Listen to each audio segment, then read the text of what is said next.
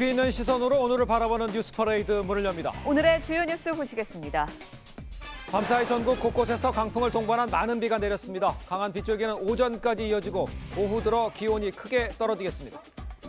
특수강도 피의자 김길수가 병원 치료 도중 도주한 지 사흘째로 접어들었는데 행방이 오리무중입니다. 김길수의 동선에 따라 추적 중인 경찰은 시민들의 제보를 당부했습니다. 오늘부터 내년 6월까지 주식시장에서 공매도가 전면 금지됩니다. 개인 투자자들의 피해와 불만이 커지자 금융당국이 원점 재검토에 나섰습니다. 이뇨한 국민의힘 혁신위원장이 환자는 서울이 아니라 부산에 있다며 환자는 서울에 있다는 이준석 전 대표의 발언을 우회적으로 반박했습니다. 이 전 대표는 연일 12월 신당 창당 가능성에 무게를 싣고 있습니다. 저희는 잠시 뒤에 돌아옵니다.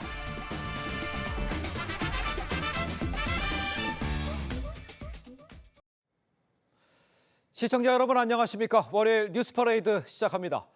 11월 들어 무더웠던 날씨가 오늘 내리는 비로 한풀 꺾일 전망입니다. 어젯밤부터 전국적으로 이 강풍을 동반한 가을비가 내리고 있는데 비가 그치는 내일부터 반짝 추위가 찾아올 예정입니다. 취재 기자 연결해서 날씨를 자세히 좀 알아보도록 하겠습니다. 자, 송무빈 기자. 네, 서울 광화문 광장에 나와 있습니다. 지금 비가 계속 내리고 있는 모양입니다. 네, 어젯밤 내리기 시작한 비는 오늘 아침까지 계속돼 제가 서 있는 이곳 광장의 바닥을 물바다로 만들었습니다. 비는 오늘 오후로 넘어가면서 대부분 지역에서 그치겠지만 중부지방 등 일부 지역에는 밤사이 비가 눈으로 바뀌는 곳이 있겠습니다. 내일까지 이틀간 예상 강수량은 수도권과 강원 영서가 30에서 80mm, 많은 곳은 100mm 넘게도 내릴 것으로 보입니다. 충청, 호남과 경상도 그리고 제주도에도 20에서 80mm의 상당한 비가 예상됩니다. 일부 지역에는 비가 돌풍과 천둥 번개를 동반할 것으로 보여 각별히 주의하시기 바랍니다. 비가 그치고 나면 그간의 이상 고온은 식고 급격히 추워집니다. 내일 수도권과 강원, 충북, 경북권은 10도 넘게, 그 밖의 지역도 최소 5도 이상 기온이 떨어지겠습니다. 오늘 아침 최저 기온이 15도에서 21도가량을 유지했는데 내일은 최저 1도까지 떨어지는 반짝 추위가 찾아오기 때문에 그간 포근한 날씨로 꺼내지 않았던 외투 단단히 준비하셔야겠습니다. 지금까지 서울 광화문 광장에서 TV조선 송무빈입니다. 우리나라뿐만 아니라 세계 곳곳이 이상 고온 현상으로 역대 가장 따뜻한 11월 날씨를 보이고 있습니다. 필리핀은 이달 들어 37도, 일본 도쿄는 지난 주말 최고 기온이 26도를 넘어섰습니다. 김자민 기자의 보도입니다. 수확철을 맞은 올리브 농장. 자세히 보니 열매가 쪼글쪼글 말라붙었습니다. 지난 봄부터 이어진 가뭄과 더위 때문입니다. Quest'anno la produzione è calata dell'80%. Nella nostra 올여름 전 세계를 강타한 이상 고온 현상이 초겨울 문턱인 11월까지 이어지고 있습니다. 지난 주말 일본 도쿄의 낮 최고 기온은 26.3도까지 올랐습니다. 11월 기온이 25도를 넘은 건 14년 만에 처음입니다. 워싱턴 포스트는 한국과 몽골 등 8개국에서 11월 기온이 사상 최고치 수준으로 치솟았다고 보도했습니다. 이달 들어 필리핀의 최고 기온은 37도, 몽골은 21도를 기록하는 등 평년보다 최고 19도 높았습니다. 올해 유럽과 아시아 곳곳에서 발생한 열돔 현상의 영향이 이어지고 있는 것으로 분석됩니다. We must act now to protect people on the front line and to limit global temperature rise to 1.5 degrees to avert the worst of climate chaos. 고기압이 정체하면서 뜨거운 공기를 가두는 열돔은 인간 활동으로 인한 기후변화로 더 강렬하고 빈번하게 발생할 것이란 전망입니다. TV조선 김자민입니다. 네, 전해드린 대로 강한 비가 내리면서 기승을 부렸던 이 늦더위 한풀 꺾일 전망입니다. 네, 관련 내용 김승배 한국자연재난협회 본부장과 함께 자세히 짚어보도록 하겠습니다. 안녕하십니까? 안녕하세요. 일단 그 비가 내리고 난 후에 예년의 그 가을 날씨는 이제 회복이 되는 겁니까? 그렇습니다. 그동안 11월 기온치고는 상당히 높았거든요. 그렇습니다. 서울 같은 경우는 관측일에 네. 11월 기온으로는 극값인 11월 2일 날 25.9도를 기록했습니다. 이제 그게 이번 비가 그치고 나면 이제 다시 네. 평년 기온으로 내려가고 네. 이번 주 주말경 12일, 13일경 서울 영하 1도까지 떨어집니다. 네. 예, 네, 그렇군요. 서울 같은 경우에는 116년 만에 가장 더운 날씨를 기록했다고 하는데 왜 이렇게 이상 고온이 나타난 건가요? 그렇습니다. 그 아까 외신 보도에서 얘기했던 열돔, 그러니까 예. 열이 확산되지 않고 이제 갇히는 그런 현상. 이게 한여름 심화되면 이제 우리나라도 영상 40도까지 올라오고 뭐 이런 예. 2018년도 예. 현상인데요. 자, 이런 원인이 북쪽에서 찬 공기가 내려오지 못하고 북쪽에 머물렀습니다.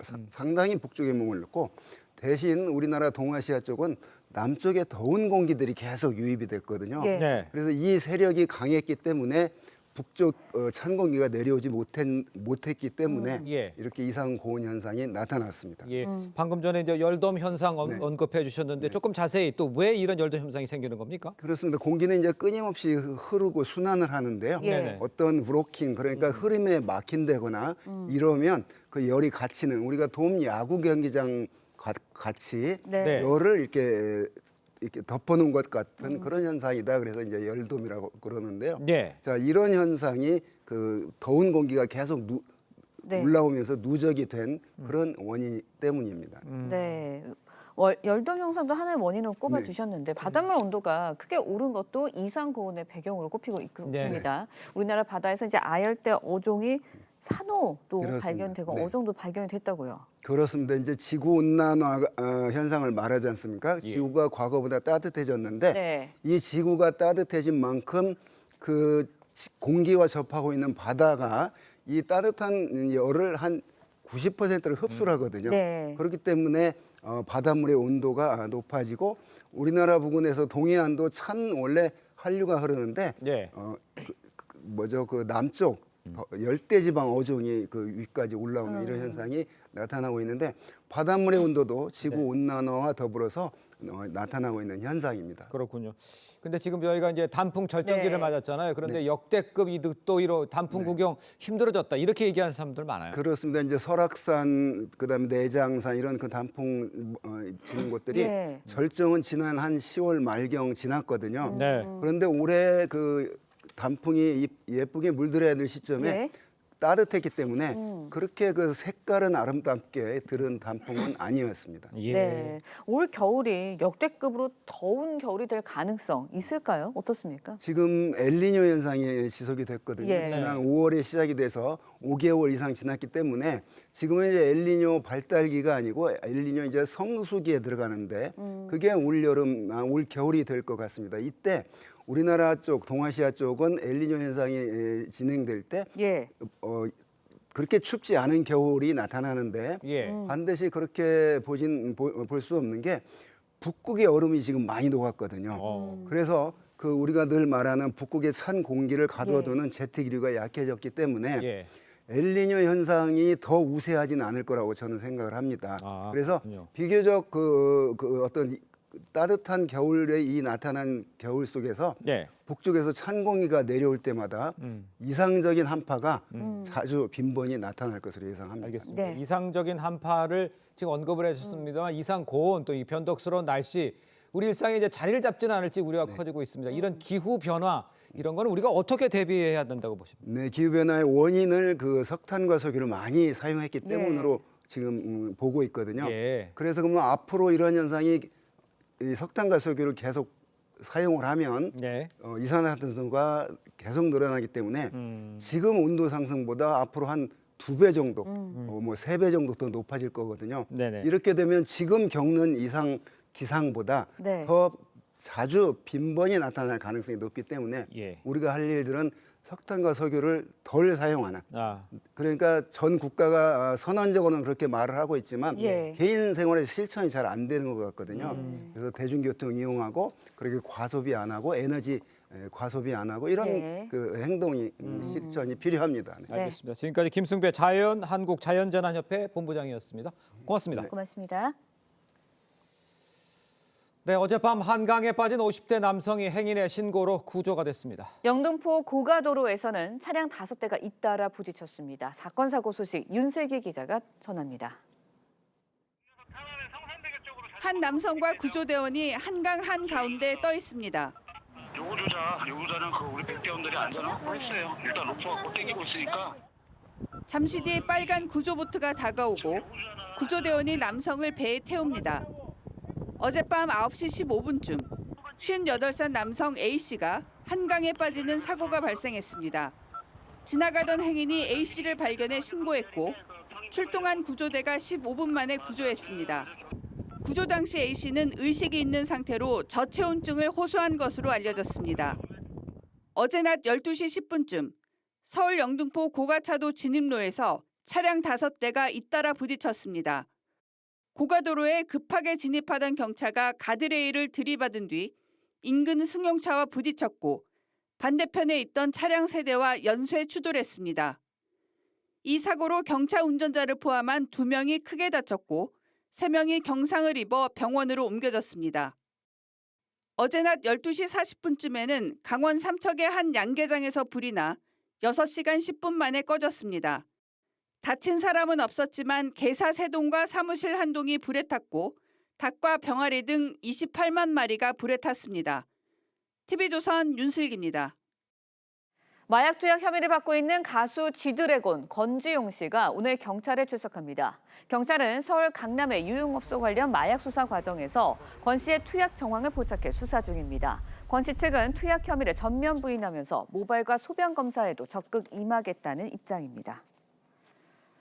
네, 특수강도 피의자 김길수가 병원 치료 도중 도주한 지 사흘째로 접어들었습니다. 김길수의 행방은 여전히 묘연한 상태인데 취재기자 연결해 자세한 상황 알아보도록 하겠습니다. 장윤정 기자, 현재까지 파악된 김길수의 동선 어떻습니까? 네, 특수강도 피의자 김길수가 마지막으로 목격된 건 지난 4일 밤 9시 서울 고속터미널역 인근입니다. 이후 지금까지 행방은 묘연한 상태인데요. 지난 4일 새벽 치료를 받던 병원에서 달아난 지 49시간째입니다. 법무부는 어제 김 씨의 사진과 이름을 공개하며 공개 수배에 나섰습니다. 김 씨는 키 175cm에 83kg의 건장한 체격으로 베이지색 상하이와 검은색 운동화를 신은 상태로 마지막으로 목격됐습니다. 하지만 도주 도중 미용실에서 이발을 했다는 추가 목격담도 있어 공개된 사진과는 현재 다른 옷과 머리를 했을 가능성이 있습니다. 김 씨는 4일 새벽 병원에서 도주한 뒤 택시와 지하철 등을 이용해 경기와 서울을 오갔습니다. 4일 낮 12시에는 서울 당구개역 부근에서 목격됐고 오후 6시 반 뚝섬 유원지역, 밤 9시쯤 서초구 고속터미널역에서 마지막으로 포착됐습니다. 김 씨가 고속버스를 타고 지방으로 이동했는지 등은 아직 파악되지 않았습니다.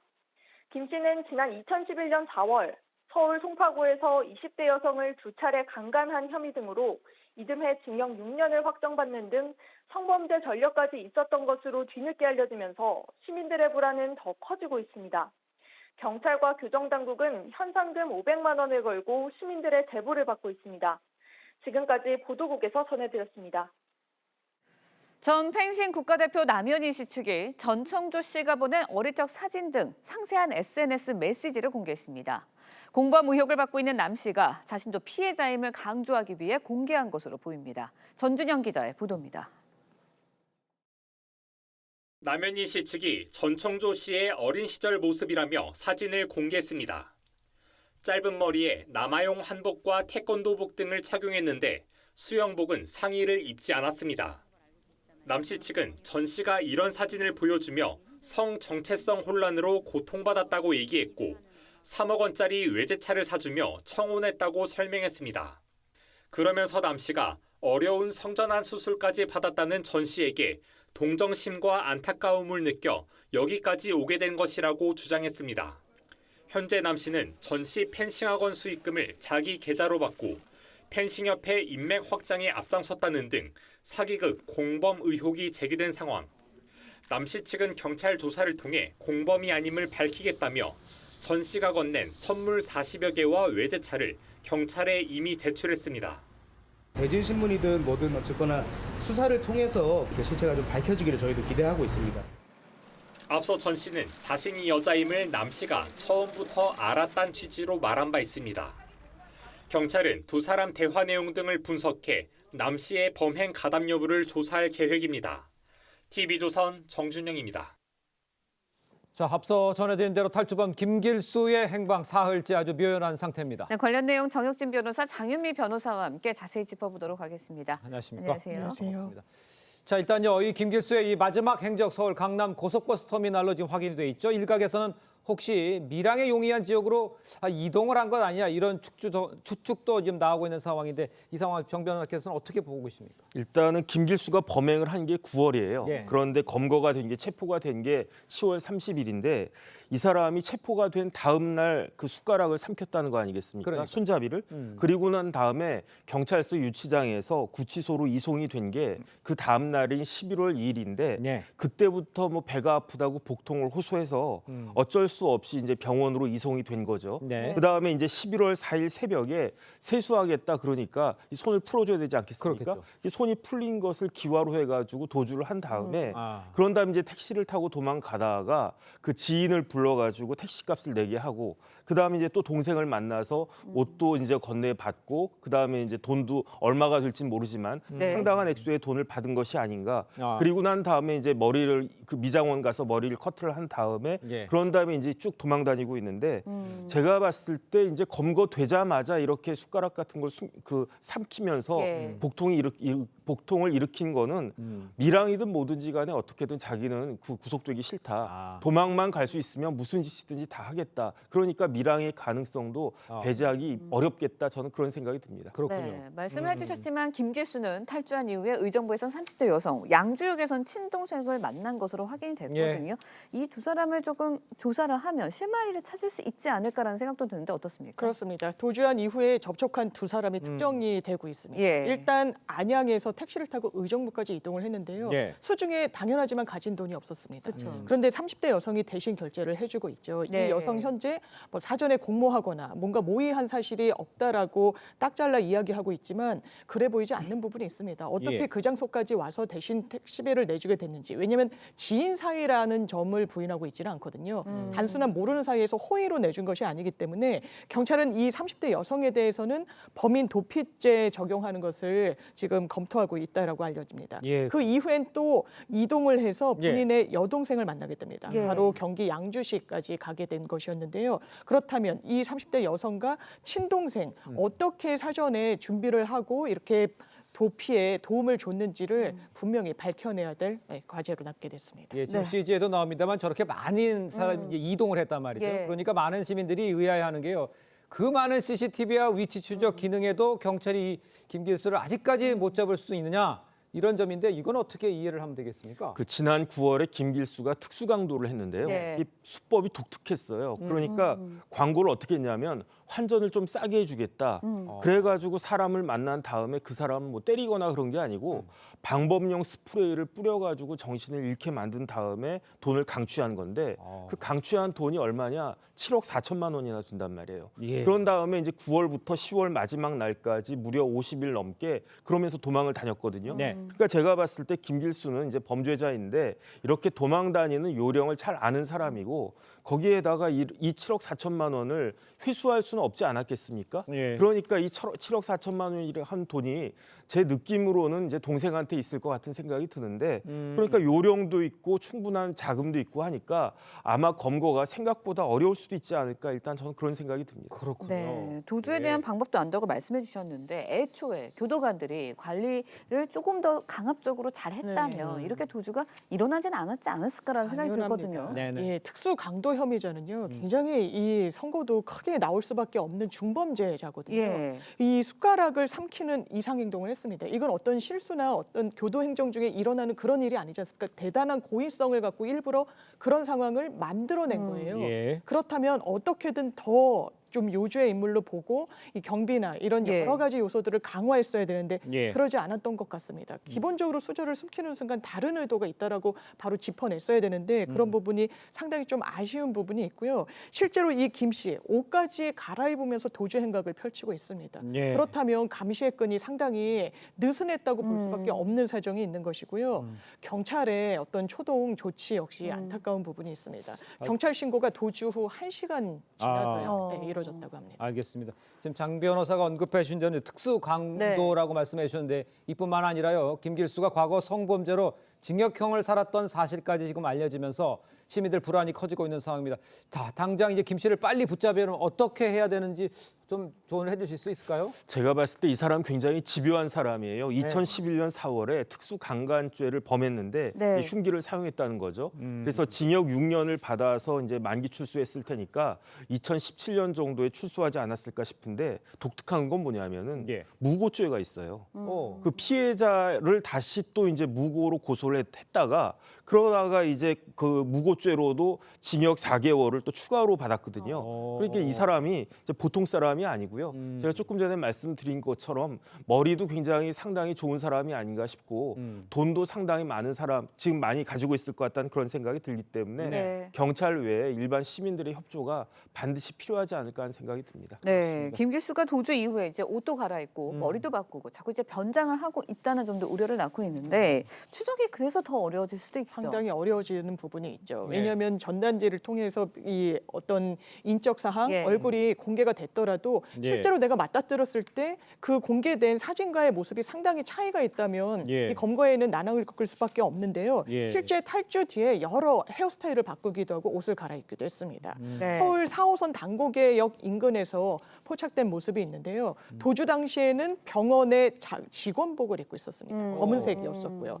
그런데 어느새 상하에 모두 연한 베이지색으로 갈아입고 이 헤어스타일도 상당히 이 도주 당시와는 큰 차별점을 보이고 있어서 이런 점들을 다 변수를 감안해서 검거에 좀 집중해야 될 것 같습니다. 알겠습니다. 네. 지금 이제 현상금까지 걸려 있는 상황이니까 또 시민들의 제보가 지금 절실한 네. 상황입니다. 좀 주변을 좀 잘 살펴봐야 할 것 같고요. 다음 이야기로 좀 넘어가 보도록 하겠습니다. 이 펜싱 국가대표 출신 남현희 씨, 이 전청조 씨의 어린 시절 사진을 공개해서 그 배경에 지금 관심이 쏠리고 있습니다. 사진을 공개한 의도, 이거는 어떻게 저희가 이해를 하면 좋겠습니까? 지금 뭐 온 나라를 떠들썩하게 한 네. 이상한 사건을 통해 가지고 드러나는 정황들이 많은데 객관적으로는 다 남현희 씨한테 불리하단 말이죠. 그런데 남현희 씨 입장에서는 공범으로 엮이면 이게 굉장히 큰 문제가 생기거든요. 네. 그렇기 때문에 어떻게든 나는 공범이 아니고 오히려 내가 피해자다 이렇게 주장을 하고 싶은데 그런데 사실은 어린아이 때는요. 남자 옷 입히면 다 남자아이 같고요. 여자 옷 입히면 남자아이도 여자아이 같아요. 네. 저런 것이 과연 변명이 될까 저는 굉장히 의심스럽습니다. 네, 남현희 씨가 이제 선물 받은 물품들을 경찰에 임의로 제출하고 수사에 적극적인 태도를 보인다는 점도 자신이 좀 피해자다 이걸 네. 강조하기 위해서인 것 같아요. 그런 것 같습니다. 사실 선물 공세를 받고 그 당시에는 SNS에 약간 자랑하는 듯한 게시물들을 올리기도 했었죠. 그러면 역추적해 들어갔을 때 이런 사기 편취한 금액인 걸 남현희 씨가 과연 몰랐느냐. 그리고 뭐 본인의 계좌가 이용됐다라는 보도들도 나오고 있어서 이거 사실상의 경제 공동체로 봐야 되지 않겠느냐라는 여러 전망들이 나왔습니다. 그 부분에 대해서 수사기관에 상당히 좀 선제적으로 응하고 있는 것 같습니다. 본인이 전청조로부터 받은 한 40여 정이 넘는 뭐 옷, 가방 뭐 이런 것들을 다 제출을 했다라고 하고요. 가장 이목이 쏠렸던 3억 원이 넘는다는 굉장히 고가의 외제 차량, SUV 차량도 검찰에 제출을 했다라고 지금 이야기를 하고 있는데 처음부터 뭐 압수를 해달라 이런 이야기를 했었거든요. 사실 범죄에 이 쓰였던 범죄를 용이하게 했던 물건이 아니라면 수사 과정에 필요가 없을 수 있습니다. 수사기관으로서는. 그럼에도 불구하고 다 이 부분을 수사기관으로 제출함으로써 본인과 전청조의 어떤 경제적인 연결고리를 좀 불식시키려는 그런 의도로 파악이 됩니다. 그렇군요. 자, 그런데 이제 이런 상황에도 불구하고요. 이 남 씨를 향한 의혹, 이거 시선을 완전히 가시지는 않은 상태다. 이렇게 봐야 할 것 같습니다. 그러니까 공범 여부를 언제 어떻게 가려낼 수 있을까? 이게 궁금한데 어떨 것 같으세요? 제가 봤을 때는 무엇보다도 범죄의 수익을 남 씨가 공유를 했잖아요. 뭐 일반 자동차도 아니고 그야말로 초고가 자동차. 그다음에 명품 옷에다가 백에다가 뭐 학원 운영한 것도 그렇고 그다음에 전 씨가 이렇게 사기를 칠 수 있었던 배경에는 남현희 씨가 있었던 거예요. 남현희 씨가 아주 큰 역할을 했기 때문에 제 생각에는 일단 경찰에서는 공범으로 검찰에 송치할 가능성이 많지 않을까 싶고요. 결국은 이제 검찰 또 나아가서 기소까지 된다라고 하면 법정에서 자신의 결백함을 밝혀야 될 텐데 그게 이렇게 쉬워 보이진 않는다라고 하는 게 저의 그 개인적인 판단입니다. 네. 근데 이런 가운데 이제 전청조 씨가 남현희 씨의 중학생 조카를 폭행한 사실을 인정한 것으로 알려졌거든요. 그러니까요. 어떤 처벌이 더 이렇게 내려질 수 있을까요? 추가로? 추가로. 일단 이 조카라는 사람이 10대 남성 네. 아이입니다. 미성년자이긴데 어린이용 골프채로 상당히 가격을 했다라는 거죠. 그런데 이 부분이 사실 경찰 신고가 과거에 들어갔는데 이 A군이 본인은 맞은 적이 없다라고 좀 부인을 해왔었다라는 겁니다. 그래서 수사에 난항을 겪었던 점이 있고 아마 본인이 부인을 함으로 인해서 관련한 증거 같은 것도 그 당시에 확보된 건 없었을 가능성도 상당히 있어 보이는데요. 네. 전총조가 다시금 이 사건이 수면 위로 오르자 인정을 한 겁니다. 다만 이제 훈육 차원이었다, 교육을 위해서였다라고 하는데요. 이 폭행과 수반된 여러 가지 메시지를 보면 단순한 훈육 차원이었다고 보기 어렵습니다. 남현희 씨에게 이 조카가 용돈을 계속 달라고 한다는 이유로 폭행을 휘둘렀을 뿐만 아니라 내가 학교에 친구 없게 만들겠다. 학교로 내가 경호원, 고용한 사람들을 보내겠다 등등의 사실상 이 어린 아이에게 할 수 없는 언사를 협박성으로 같이 했기 때문에 이 부분을 별도로 처벌받더라도 좀 엄한 처벌이 불가피해 보이는 부분이 있습니다. 알겠습니다. 하여간 복잡한 사건인 것만은 맞는 것 같습니다. 자, 두 분 말씀 여기까지 듣겠습니다. 고맙습니다. 네, 감사합니다. 감사합니다. 네, 오늘부터 내년 6월까지 주식시장에서 이 공매도가 전면 금지됩니다. 갖고 있지 않은 주식을 빌려 팔았다. 주가가 떨어지면 싸게 사 되갚는 공매도에 개미 투자자들의 불만이 커지면서 금융당국이 원점 재검토에 나섰습니다. 박상현 기자의 보도입니다. 없는 주식을 미리 빌려 판 다음 주가가 떨어지면 다시 사서 되갚는 방법으로 시세 차익을 올리는 공매도. 하락장에 베팅하는 만큼 주가 하락을 부추긴다는 지적을 받아왔습니다. 최근에는 2차 전지 관련주에 공매도 물량이 쏟아지며 개인 투자자들의 피해가 속출했습니다. 여기에 BNP 파리바, HSBC는 560억 원대 불법 무차입 공매도가 적발돼 투자자들의 원성이 높아졌습니다. 결국 금융당국은 내년 상반기까지 코스피, 코스닥 등 모든 종목의 공매도를 전면 금지하기로 했습니다. 시장의 안정과 공정한 가격 형성을 저해할 우려가 있다는 판단 하에 내년 상반기까지 공매도를 전면 금지하기로 결정했습니다. 2020년 코로나19 때 한시적인 금지 이후 또다시 개인 투자자들의 피해를 우려한 조치입니다.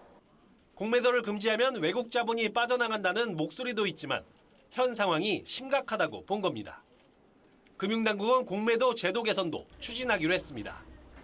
기관과 개인의 공매도 형평성 방안을 마련하고 무차익 공매도를 없애겠다는 겁니다. 또 글로벌 증권사들에 대한 공매도를 전수조사해 불법이 발견되면 엄벌에 처할 방침입니다. 불법 공매도에 대해서는 최대한 과징금과 형사처벌 등 무관용 원칙을 적용하여 엄정 처벌하도록 하겠습니다. 정부는 증권시장에 미치는 영향을 감안해 임시금융위원회를 열고 공매도 금지를 결정했습니다. TV조선 박상현입니다. 국민의힘 이뇨한 혁신위원장이 환자는 서울이 아닌 부산에 있다며 이준석 전 대표를 에둘러 비판했습니다. 이 전 대표는 연일 12월 신당 창당 가능성에 무게를 싣고 있습니다. 황병준 기자의 보도입니다. 그제 국민의힘 이준석 대표를 만나기 위해 부산을 찾은 이뇨한 혁신위원장. 이 전 대표로부터 진짜 환자는 서울에 있다는 말을 들었습니다. I gotta see this. The real patient is in Seoul. Yeah, you gotta go talk to him. He needs some help. 이에 인 위원장은 즉답을 피했는데 서울에서 나중에 답변하겠습니다. 인 위원장은 하루 뒤인 어제 언론 인터뷰에서 환자는 부산에 있다며 마음 아픈 사람이 환자라고 밝혔습니다. 마음 아픈 사람이 부산에 있고 마음 아픈 사람이 환자인 것 같아요. 환자는 서울에 있지 않다고도 했습니다. 근데 환자는 뭐 여기에 있지 않다라는 것은 제가 의사인데 환자는 제가 더 잘 알죠. 이런 가운데 이 전 대표는 유튜브 방송에서 12월 말까지 당이 어떻게 변화하는지 지켜볼 것이라며 변화가 없으면 다른 길을 모색하는 것은 당연하다고 밝혔습니다. 이뇨한 혁신위는 내일 또는 모레 대구를 방문한 뒤 오는 9일 다양성을 키워드로 한 3호 혁신안을 발표할 계획입니다. TV조선 황병준입니다. 김포가 지역구인 민주당 소속 국회의원들이 약 일주일 만에 입장을 표명했습니다. 총선용 갈라치기라 비판하며 김기현, 조경태 두 의원의 김포 출마를 요구했는데 서울 편입에 대해서 뚜렷한 반대를 나타내진 않았습니다. 최영국 기자의 보도입니다. 김포가 지역구인 민주당 김주영, 박상혁 의원은 김포 서울 편입을 추진하고 있는 국민의힘 김기현 대표와 조경태 특위위원장에게 김포 출마를 요구했습니다. 김기현 대표와 조경태 위원장은 두 분 모두 내년 총선에 김포로 출마하십시오. 화끈하게 붙어봅시다. 편입 추진이 선고용이 아니라는 것을 출마로 증명하라는 겁니다. 두 의원은 김포가 서울로 편입되면 예산 수천억 원이 줄어들고 농어촌 특례 입학과 같은 혜택도 줄 거라고 주장하면서도 명시적으로 반대하진 않았습니다. 김포가 명품 자족 도시로 거듭날 수 있다면 모든 길은 열려 있습니다. 열려 있는 자세로 김포 시민들과 논의하고자 합니다. 그러면서 교통 문제를 해결하고 쓰레기 매립장을 이전하지 않겠다는 전제가 있어야 한다고도 했습니다. 당 지도부는 여전히 명확한 찬반 입장을 밝히지 않은 채 선거를 겨냥한 방식으로 추진돼선 안 된다며 선을 긋고 있습니다. 이제 수도권 좀 선거판 흔들기, 선거 기획 차원에서 한 아주 정략적인 행위다. 당에서는 기본적으로 그렇게 판단하고 있습니다. 비명계는 입장을 내지 못하는 지도부가 비겁해 보인다고 지적했고 친명계인 김두관 의원도 이재명 대표는 메가서울의 반대 입장을 밝혀야 한다고 요구했습니다. TV조선 최원국입니다. 자, 전해드린 대로 이 국민의힘 이뇨한 혁신위원장이 이준석 전 대표를 만나기 위해서 부산을 찾았지만 회동이 불발됐죠. 이 위원장, 환자는 서울에 있다는 이 전 대표의 발언을 애둘러서 반박하는 모습도 보였습니다. 두 분과 함께 정치권 소식 자세히 짚어보겠습니다. 윤희석 국민의힘 대변인, 정기남 전 민주당 선대위 대변인 모셨습니다. 안녕하십니까? 네, 반갑습니다. 자, 먼저 이준석 전 대표 이 토크 콘서트 행사장을 찾아온 이뇨한 위원장을 향해서 영어로 거친 발언을 쏟아냈는데 영상으로 먼저 만나보겠습니다.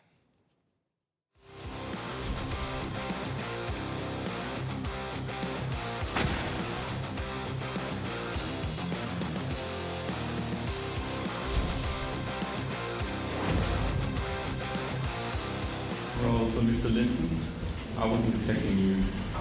Please join us for the discussion. But I have not much to tell.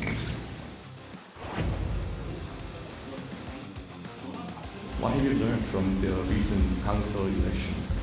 Have you tried talking to people of council? Seriously, By the way, Mr. Linton, am I the patient here? Am I the patient here? Are you here as a doctor? I gotta say this, the real patient is in soul. 오늘은 경청하러 왔고 생각을 오늘 듣는 걸 많이 듣고 서울에서 나중에 답변하겠습니다.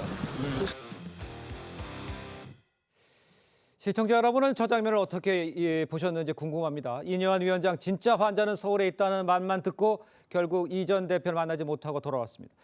언론 인터뷰에서 기차 타고 오면서 끙끙 앓았다면서 환자는 부산에 있다 이런 발언도 했죠. 윤 대변인 어떻게 들으셨습니까? 이뇨한 위원장이 처음 임명될 때 한 말이 예. 통합이었습니다. 예. 그 이후로 이제 행보를 하고 있는데 어제 부산까지 찾아간 것부터 저는 굉장히 놀라웠고 그 상황이 뭐 이준석 대표가 영어까지 하면서 예. 이뇨한 위원장을 굉장히 홀대한 상황이 있었는데 그 이후가 저는 더 중요하다고 생각합니다. 네. 이뇨한 위원장이 굉장히 소위 말해서 참았죠. 그리고 통합을 위한 노력을 계속 하겠다는 얘기를 했고 그렇습니다. 이준석 대표가 한 그 선을 넘은 발언에 대해서도 적절히 지금 대응하고 있는 중이다 생각합니다. 예. 이제 환자 얘기가 나왔는데요. 이뇨한 위원장이 현직 의사이기 때문에 환자라는 단어가 왔다 갔다 하는 그런 상황인데 이뇨한 대표 위원장 입장에서는 지금 이준석 위원장 전 대표가 가지고 있는 이 상황 예. 그리고 이 감정 이 부분에 대해서 많이 이해하고 있는 걸로 보입니다. 통합을 위한 노력에 대해서 더 지켜봐야 되는 상황이라고 저는 평가합니다. 알겠습니다. 그런데요, 이준석 전 대표 보셨습니다만 그 이 위원장 미스터 린튼 이렇게 말하면서 굳이 영어로 쓴소리를 쏟아냈어요. 여기에 대해서 이 영어로 굳이 했는 것은 어떻게 보십니까? 글쎄 썩 반응이 좋을 것 같지는 않아요. 예. 그런데 그런데 그런데도 왜 했을까요? 불구하고 예. 어찌 보면 언론 봐서는 이뇨한 위원장에게 좀 모욕감을 주려는 거 아니냐? 뭐 이렇게 생각할 수도 있고요. 예네. 또 더 나아가서는 이준석 전 대표 입장에서도 사람들이 볼 때 야 너무 홀대하는 거 아니야? 또는 예의가 없다. 뭐 이렇게 부정적인 평가를 받을 수 있거든요. 그런 상황에도 불구하고 왜 이준석 대표는 공개 행사장에서 굳이 영어로 순서를 냈을까? 저는요 이미 이준석 전 대표 입장에서는 혁신위에 대한 기대를 접었다. 기본적으로 혁신위가 용산 출장소라고 하는 꼬리표를 떼내지 못하고 있는 상황. 이 당 체제로는 더 이상 기대할 것이 없다라고 하는 입장을 아주 여과 없이 보여주려고 했다. 저는 그렇게 해석되어집니다. 알겠습니다. 일단요, 이니현 위원장은 결국 빈손으로 부산에서 돌아왔지만 이후 인터뷰에서 서운한 심경을 내비치면서 그래도 끝까지 끌어안겠다 이렇게 얘기를 했습니다. 제가 여쭤보고 싶은 거는 끝까지 끌어안겠다고 했지만 끌어안을 수 있을지 진짜 저렇게 방금 얘기하신 것처럼 이미 선을 넘은 건 아닌지 어떻게 보십니까?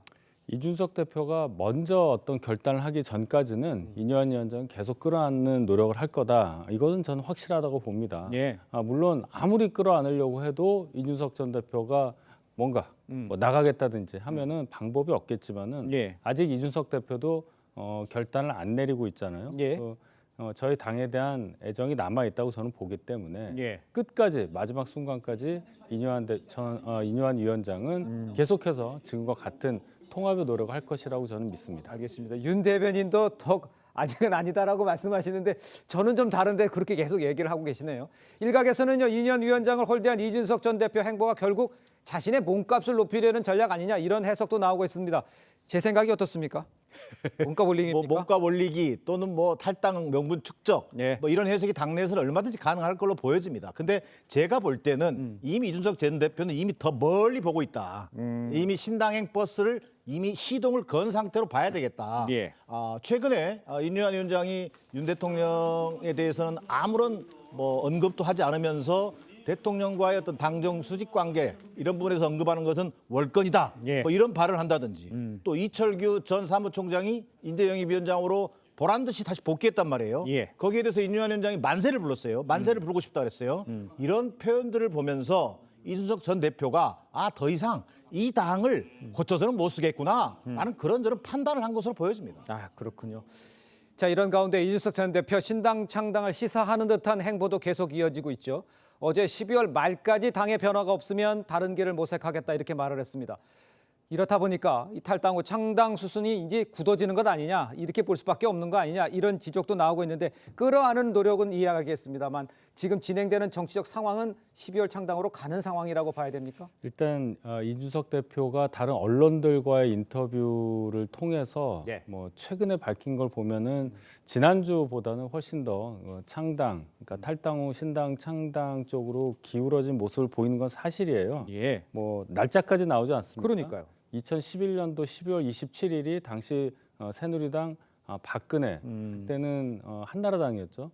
박근혜 비대위가 출범한 날 그때가 이준석 전 대표의 정치 데뷔 날인데 딱 12년 한 간지가 돌았다 이런 얘기까지 했어요. 그런 거 보면은 12월 넘어가기 전에 뭔가 결행할 수 있다는 얘기를 한 걸로 보이고 뭐 아직 결행이 되지 않았지만은 기우는 듯한 모습을 보이는 건 사실이라고 저도 평가합니다. 알겠습니다. 그런데 이제 이준석 전 대표의 언론 인터뷰에서 비명계와도 접촉하고 있다 이런 이야기를 던졌어요. 뭐 홍준표 시장은 곧 정계 빅뱅이 올 것이란 이런 발언도 했습니다만 실제로 민주당 비명계와 이준석 신당 합류 가능성 창당한다면 규모는 얼마나 될지 글쎄요. 윤 대변인이 대답하시기엔 조금 어려운 부분일 수도 있을 것 같은데 어떻게 보십니까? 정기남 전 대변인께서. 저희 내부에서 갑자기 이준석 전 대표가 화살을 민주당 내 비명계와 접촉하고 있다. 이 얘기를 하는 바람에 좀 불똥이 튀는 모양새입니다만 이준석 전 대표와 인간적 교류 이외에 소위 현 시점에서 이준석 전 대표와의 신당 논의에 참여하고 있는 비명계 의원은 거의 없다라고 하는 게 일반적인 분석입니다. 그렇습니까? 그리고 또한 이 당내에서는 이 비명계 접촉서를 이준석 전 대표가 언급한 것 자체가 이 야당 갈라치기 성격이 있는 것 아니냐 뭐 이렇게 좀 비판하는 입장이고요. 결국은 현 시점에서 이준석 전 대표가 어느 정도 신당행 버스를 시동을 걸었습니다만 현 시점에서 민주당 승객은 거의 없는 것으로 보고 있습니다. 지금은 없지만 또 나중에 비명계 접촉한다라고 하면서 조금 상황이 바뀔 아까 말한 홍준표 대표가 시장이 얘기했던 그런 빅뱅이라든가 이런 게 올 가능성에 대해서는 어떻게 보십니까? 집권 여당발 분열, 신당론이 본격화되면 그것이 야당에 미치는 영향은 불가피한 측면이 있어 보입니다. 예. 그것이 어느 정도 수준에서 어느 정도의 규모로 이 부분은 아직 예단하기 어렵다는 생각입니다. 알겠습니다. 일단 윤 대변인께서는 끌어안는데 거기다 이제 방점을 찍고 기다려보는 상황인 것 같습니다만 만약에 이 전 대표가 신당을 창당한다면 그 파괴력은 어느 정도가 될지 이것도 관심인데 내부에서는 어떻게 보시는지 내년 총선까지 끌어안아야겠지만 그 파괴력이라든가 변화에 대해서는 좀 예측은 하시는 건 좀 있습니까? 일단 이준석 대표가 혼자 당을 만들지는 않을 거고요. 네. 누가 참여하냐가 중요한데 그렇겠죠. 적어도 저희 당 안에서 이준석 대표와 행동을 같이 할 분들이 그렇게 많느냐 그렇게 보이지는 않습니다. 예. 다만 지금도 언급하셨지만은 뭐 민주당 쪽에서 누가 더 참여한다든지 해서 정말로 중도 신당을 만든다. 어쨌든 그런 상황이 되면 저희 당에 좋을 건 하나도 없죠. 예. 그것이 뭐 국한에서 수도권에 국한에서 영향을 미치냐 이것도 또 아닐 거라고 저는 봐요. 예. 따라서 이준석 대표가 계속 저희와 단일 대우를 유지하는 선에서 총선을 맞는 것이 저희에게 낫기 때문에 예. 이뇨한 위원장도 계속 통합의 노력을 하는 것이다. 만약에 신당을 창당할 경우에 어떤 파괴력에 대해서는 적어도 저희에게 좋을 거 하나도 없다. 이 정도 평가하겠습니다. 본인이나 국힘에도 다 도움이 안 된다 이런 그렇습니다. 말씀 알겠습니다. 그런데 일각에서는요 신당에 등장하면 중도층에 미칠 영향이 크기 때문에 국힘과 뿐만 아니라 민주당에도 더 타격이 될 수 있다 이런 전망 조금 전에 해줬습니다만 그 전망은 어떤 식으로 해석을 해서 이야기하면 되겠습니까? 그 두 가지 측면이 있다고 봐야 되겠죠. 예. 우선 여권이 분열한다. 이 말은 곧 야권의 분열을 가져오게 하는 불씨가 될 수 있다는 점에서 상당히 경계할 필요가 있다. 예. 실제로 민주당 내에도 중도 보수 신당에 대한 상당한 관심을 갖는 세력이 있는 건 분명하거든요. 예. 두 번째는요. 자, 총선에서 서울 수도권의 경우에 거의 5% 내 초박빙 구도가 불가피한 상황이기 때문에 네. 만약에 중도 보수 신당이 출연한다면 민주당에도 상당 부분 표를 흡수해갈 가능성이 높기 때문에 예. 거기에 대한 민주당 차원의 적극적인 대응이 필요한 상황이다. 이렇게 보여집니다. 알겠습니다. 윤 대변인 그 인요한 혁신위원회 2차에 안 나왔잖아요. 그러니까 이 의원들 갖다 이제 뭐 출마하든지 뭐 포기하든지 하라는 얘기 아니에요. 이게 어느 정도 인적 쇄신이 성공할 수 있을지 여부에 관심 갖는 사람 많습니다. 일단 방향 설정은 그렇게 됐다고 봐야 되겠죠. 예. 이게 뭐 강제성이 없다고 해서 실현 가능성에 대해서 의문을 가지고 계신 분들이 있는데 예. 지금 총선이 5달도 더 남았습니다. 예. 그래서 좀 시간이 많이 남아있기 때문에 해당되시는 분들이 결심하고 또는 그것을 발표하는 시점이 좀 이르다.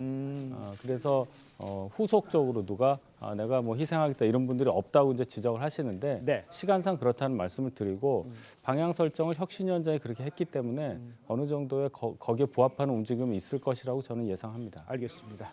기대를 해보도록 하고요.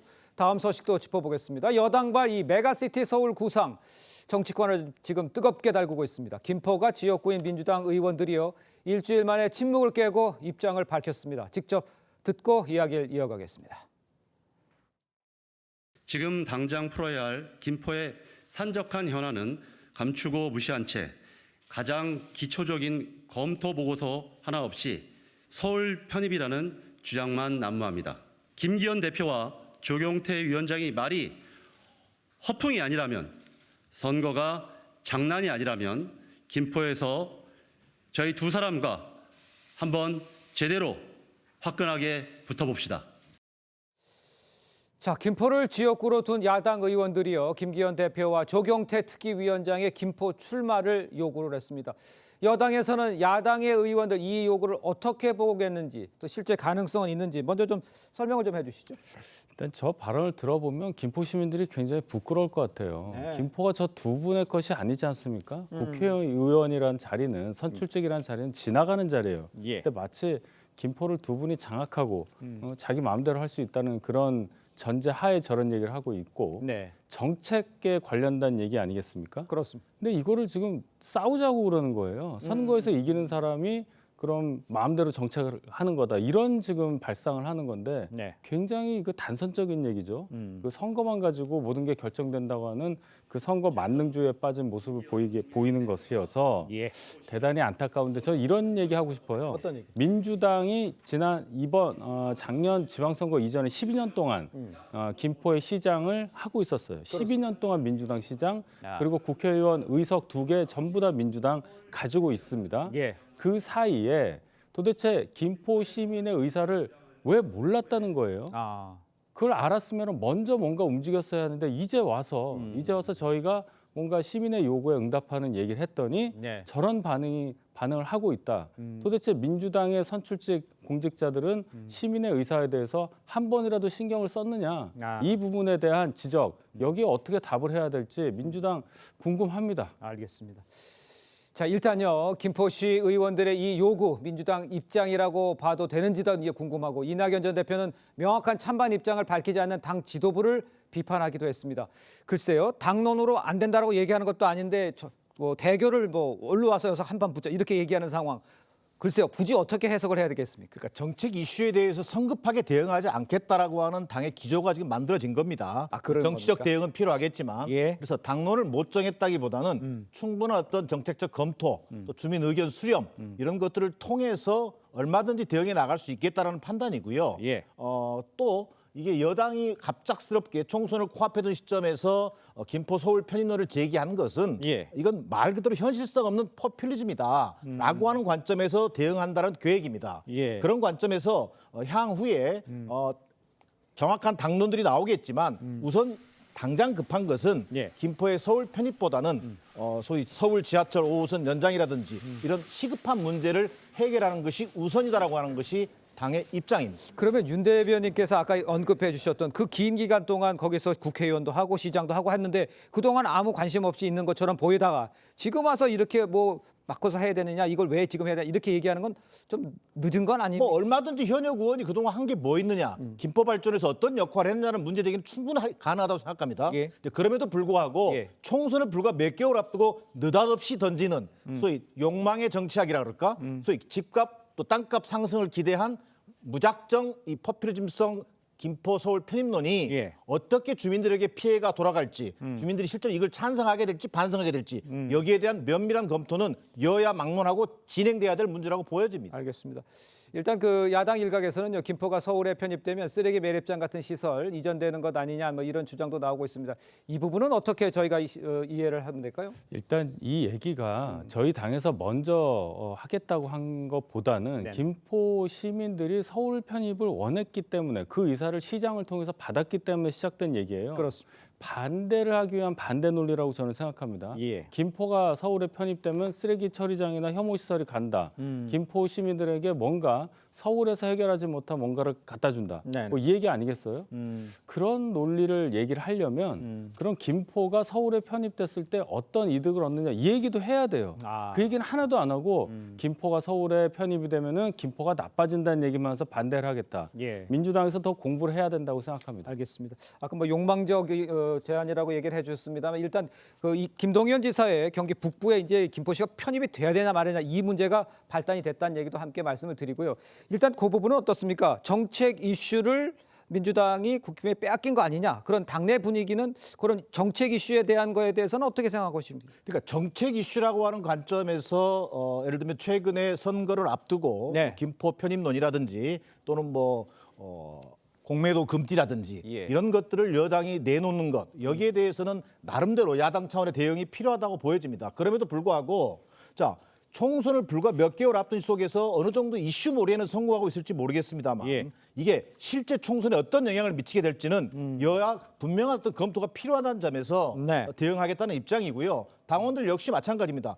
당장의 이슈 몰이에는 여당이 가세하고 환호하고 있는지 모르겠지만 이게 김포 시민들이 차분하게 판단을 하면서 어떤 결론이 내려질지는 좀 더 지켜봐야 된다. 그런 맥락에서 당의 정책도 신중하게 결정할 것을 요구하고 있는 상황으로 보여집니다.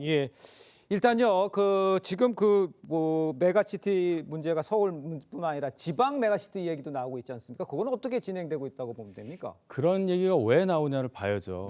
우리나라가 행정구역이 지금 3단계입니다. 그것을 2단계로 축소하자는 얘기가 나온 지가 30년이 넘었어요. 그것이 안 되고 있기 때문에 여러 도시들이 이렇게 하나씩 뭉치자는 얘기가 나오는 겁니다. 이게 굉장히 자연스러운 움직임이거든요. 부울경 메가시티도 하려고 하다가 잘 안 되고 있는 상황인데 이 논리, 즉 도시들이 뭉쳐서 뭔가 시너지 효과를 만들 수 있는 상황을 만들자. 이것은 세계적인 추세이고 현실과도 맞기 때문에 앞으로 계속 추진이 가능한 그런 이슈라고 저는 생각합니다. 알겠습니다. 자, 두 분 말씀은 여기까지 듣겠습니다. 고맙습니다. 감사합니다.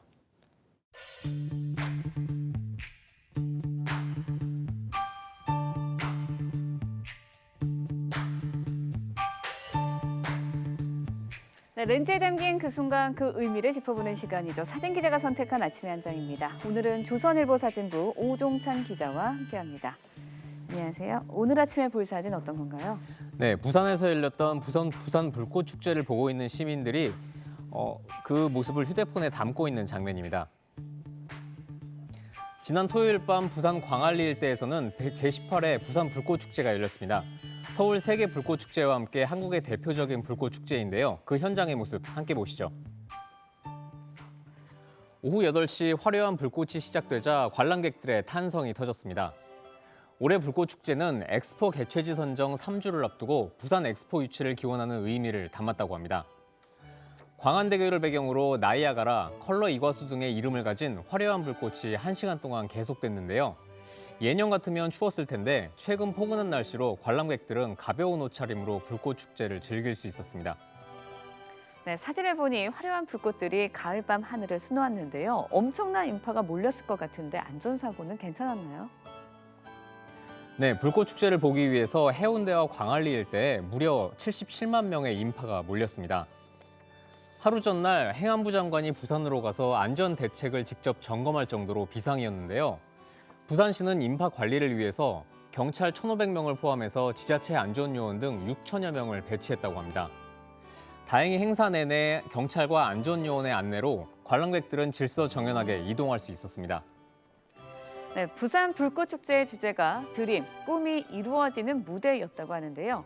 3주 부산 엑스포 유치에도 좋은 결과가 있었으면 좋겠습니다. 지금까지 아침의 한 장이었습니다. 밤사이 서울에 60mm가 넘는 많은 양의 비가 내렸습니다. 서울의 비는 강도가 약해졌지만 강원과 남해안을 중심으로는 시간당 20에서 30mm 안팎의 세찬 비가 집중되고 있는데요. 오늘 오전까지 전국 곳곳에 시간당 20에서 40mm 이상의 비가 쏟아지겠습니다. 예상되는 비의 양은 강원 내륙과 영남 지방에 최대 80mm, 수도권과 충청, 호남 지방에 10에서 60mm의 비가 예상됩니다. 비는 오늘 오후에 대부분 잦아들겠지만 중부지방과 경북 북부, 전북 동부 지역은 오늘 밤에 비가 다시 오겠습니다. 비와 함께 바람도 주의하겠습니다.